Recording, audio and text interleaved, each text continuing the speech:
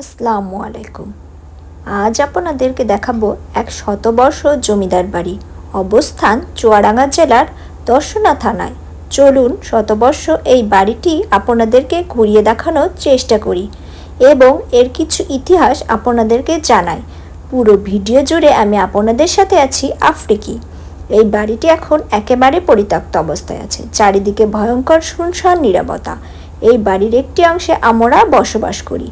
এই বাড়ির বয়স শতবর্ষ পার হয়ে গেছে। এই বাড়ির মালিক ছিলেন শরৎচন্দ্র বিশ্বাস, পেশায় তিনি ছিলেন একজন অ্যাডভোকেট। দেশভাগের পর তাদের বৃহত্তর পরিবারের অনেকেই দেশ ছেড়ে কলকাতায় চলে গেছেন। তিনি এ দেশে আমৃত্য অবস্থায় রয়েছেন। তার আরও দুই ভাই কেশবচন্দ্র বিশ্বাস এবং প্রভাতচন্দ্র বিশ্বাস।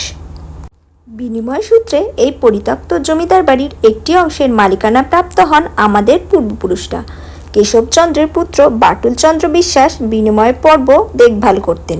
বিনিময় সূত্রে প্রাপ্ত এই বাড়িটি আমাদের পূর্বপুরুষরা বসবাস শুরু করেন দেশভাগের পর থেকে। হিন্দু জমিদারগণ এখান থেকে চলে যাওয়ার পর এটি পুলিশ ফাঁড়ি হিসেবে ব্যবহৃত হতো। পরবর্তীতে পুলিশ ফাঁড়িটি অন্য জায়গায় চলে যায়। এই বাড়িটি হচ্ছে 2 তলা বিশিষ্ট। এই বাড়িতে প্রথম তলা এবং 2 তলা এবং একটি চেলেকোঠা নিয়ে মোট 3 তলাও বলা হয়ে থাকে। এটা ছিল বাড়ির মূল গেট, আর এই হচ্ছে বাড়িটির পুরোপূর্ণ অবস্থা। আমরা এখন আস্তে আস্তে গেট দিয়ে ভিতরে ঢোকার চেষ্টা করছি। এটা হচ্ছে প্রথম গেট। এরপরে আরেকটি গেট আছে যেটি বাড়ির ভিতরের অংশে আমাদেরকে নিয়ে যাবে। বাড়িটিতে দিনে মানে গেলেও গায়ের মধ্যে ছমছম করে, রাত্রে তো বলার কথা নয়। এই যে আমরা এবার গেট দিয়ে প্রবেশ করছি বাড়িটির ভিতরের দিকে। এটি হচ্ছে বাড়ির ভিতরের অংশ। এটি হচ্ছে বেলগাছ। এই বেলগাছে আমরা ছোট থেকে শুনে আসছি ভূত থাকে, যাহাকে আমরা ছোটবেলা থেকে ভীষণ ভয় পেতাম।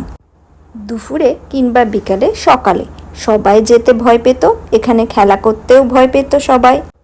এখন আমরা ভিতরে দিয়ে সিঁড়িতে উঠব। সিঁড়িতে আমরা আস্তে আস্তে যেতে যেতে ভয়ঙ্কর আওয়াজ করতে করতে উঠলাম। সবাই ভাববে ভূত আছে, আসলে ভূত আছে কিনা সেটা উপর আল্লাহ জানে। এখান থেকে আমরা সরাসরি চলে গেলাম 2 তলায়। 2 তলাটি ভয়ঙ্কর সুন্দর। এবার আপনাদের আমি 2 তলাটি ঘুরে দেখানোর চেষ্টা করব। আশা করি 2 তলাটিও আপনাদের ভালো লেগে থাকবে।